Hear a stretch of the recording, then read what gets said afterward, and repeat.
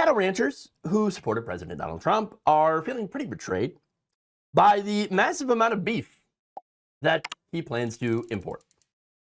According to data, the total value of U.S. beef imports reached about $5.86 billion last year in 2024.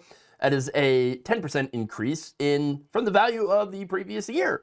And in 2025, of course, that is set to increase even more. So basically, we already import a ton of beef, or tons of beef.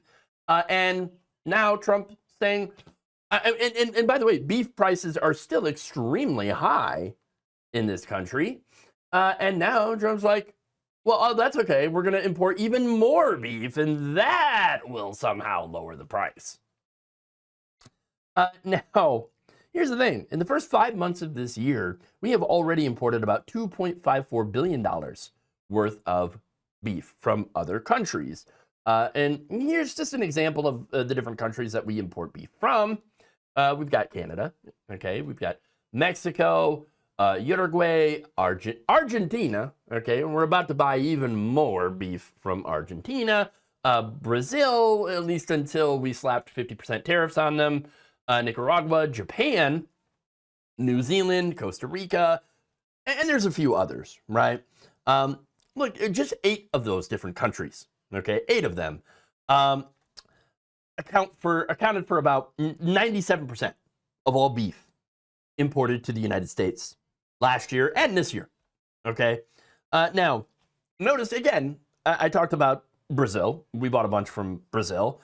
And that is, again, before Trump put 50% tariffs on them because they decided to hold their former president, Jair Bolsonaro, who was a coup plotter, accountable for trying to overthrow the country illegally.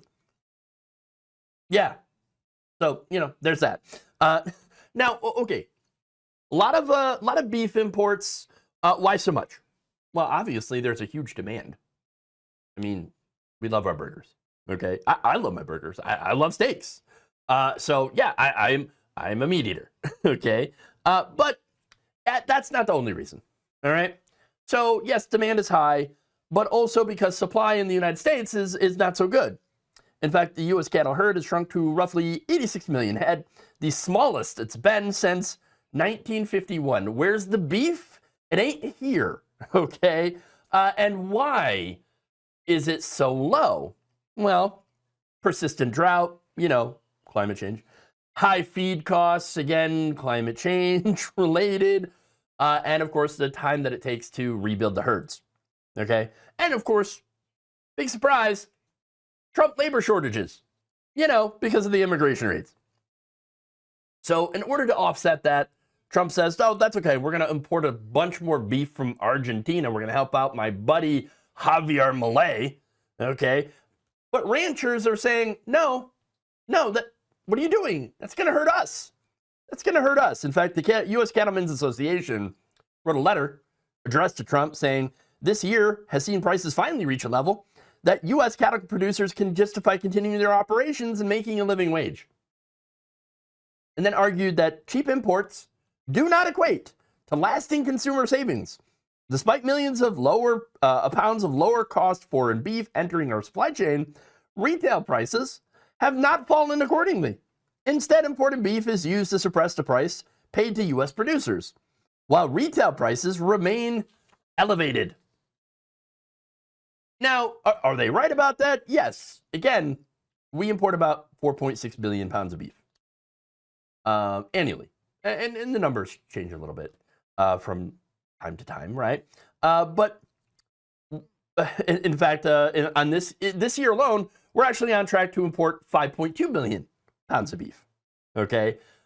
Now, we also, by the way, export about 3 billion pounds. So make that make sense.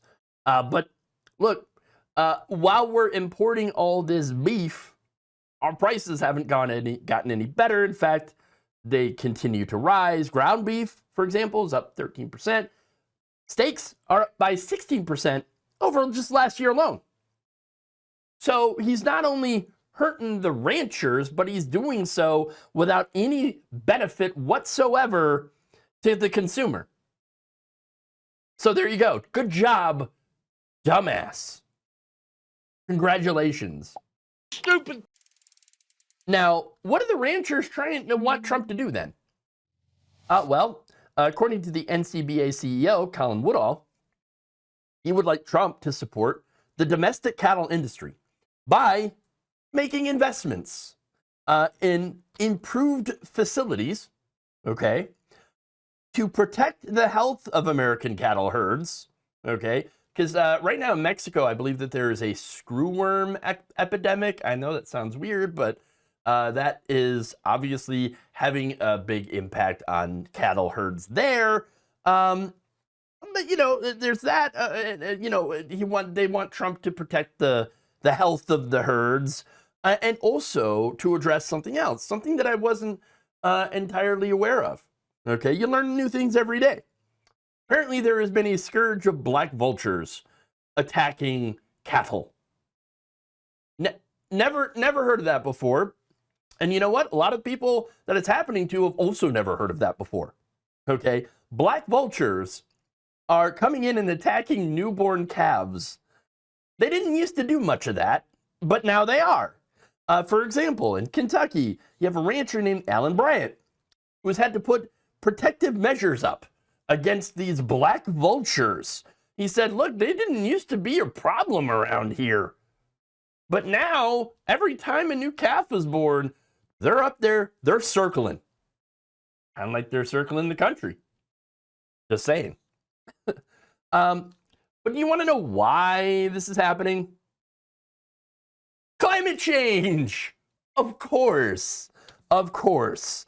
Black vultures, they used to mainly live in the southeastern United States and farther south in Latin and South America.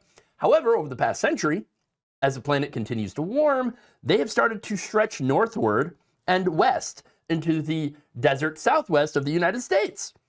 This migration is a result of warmer winters that have been fueled by climate change. That's right. And so you also have, by the way, human expansion into their habitats, which cause all sorts of problems. So there you are. Now, speaking of climate change, right? Donald Trump calls that a hoax. Doesn't believe it's real, okay? And not only that, but he also doesn't know anything at all about farming or ranching. He thinks, oh, I'll just fix this by importing more beef. Oh, okay. That'll make the prices go down. Except no, it doesn't. The man is such a simpleton that he doesn't understand supply and demand, doesn't understand markets, or why we're having this crisis in the first place, which again, fueled a lot by climate change. Okay, a drought. Okay, price of feed. Again, climate change, all climate change related. Okay, and so yes, this is why cattle herds are at the smallest level they've been since 1951. And the whole irony of this, all of this, is Republican policies are the cause of a lot of these problems that are hitting these Republican areas that vote for Republicans. These same policies Trump has doubled down on and does not intend to change. No. So, unfortunately, that is the reality here. That Trump is just Trump and Republicans, their policies are screwing up so much. And who knew ignoring climate change would cause beef prices to spiral up, or I should say to spike up. Well, you know, if you were paying attention and you realize that a lot of the things on our planet are interconnected, and a lot of the stuff that, you know, farmers and ranchers rely on, the conditions, have a lot to do with climate change. But when you double down or triple down on pro-fossil fuel, you know, what is it, drilling, burning oil and you know, fossil fuels for energy and just getting rid of all the solar and the wind power and things like that, you're going to exacerbate those conditions that are already endangering our very fragile food supply. Thank you for watching. If you enjoyed this video, please like, share, subscribe, hit the bell icon in order to get notified whenever a new video is released. And if you want to support independent, progressive media through this difficult time where it seems like everybody is shutting down, you can become a member on our YouTube page, you can become a subscriber on Facebook, or you can go to my Patreon. It's patreon.com/Jeff Waldorf. Thank you.